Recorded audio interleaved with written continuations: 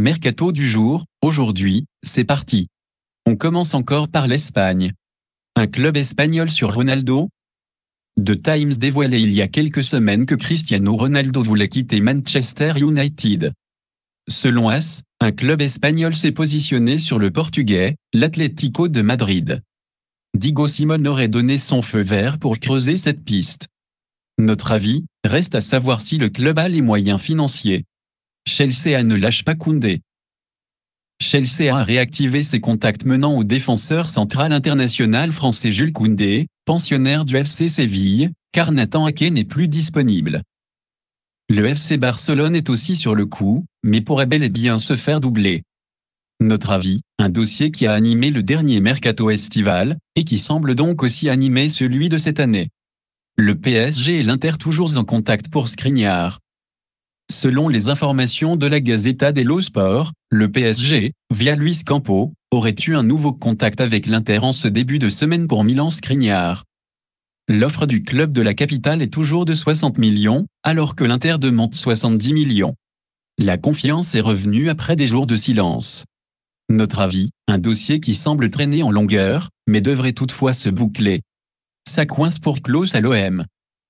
Selon les informations de la Provence, Lens a fixé un prix de 10 millions d'euros pour son latéral international français Jonathan Klose. Un prix que ne souhaite pas payer l'Olympique de Marseille. Notre avis, des positions de clubs qui semblent inflexibles pour le moment, à voir si cela peut prochainement se décanter. Qui reste sur tous les coups.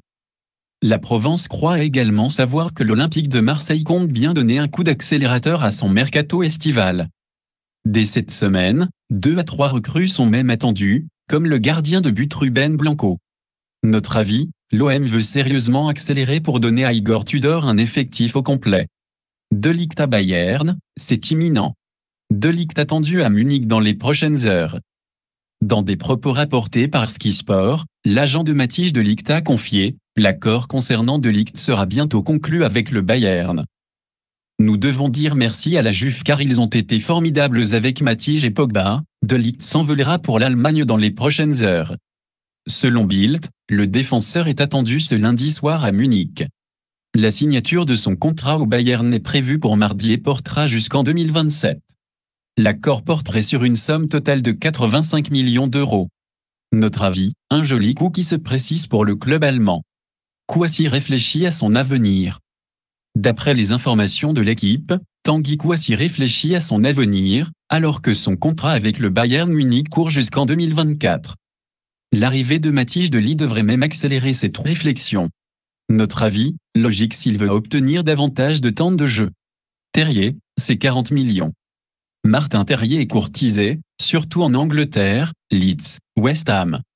Rennes ne semble pas fermé à l'idée de céder son joueur, mais pas à n'importe quel prix. Selon l'équipe, le club breton a fixé le prix de son attaquant à 40 millions d'euros. Notre avis, après les récentes performances de son protégé, pas étonnant que Rennes fixe la barre aussi haute.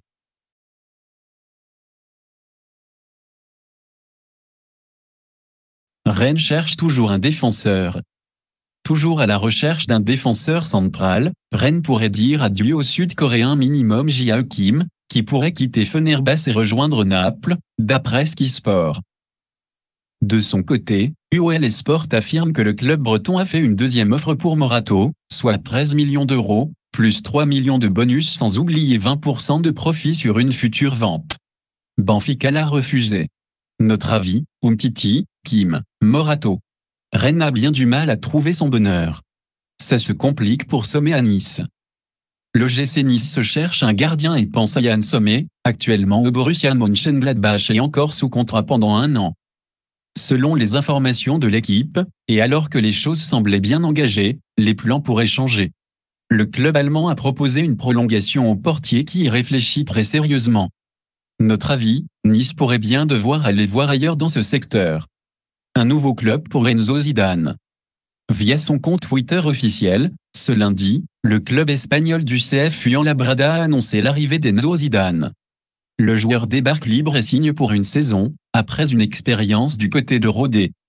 Notre avis, un joueur qui continue son tour d'Espagne. Voilà, c'est pour tout aujourd'hui, j'espère que la vidéo vous a plu. N'hésitez pas à liker, partager et surtout vous abonner pour ne pas rater mes prochaines vidéos. Merci.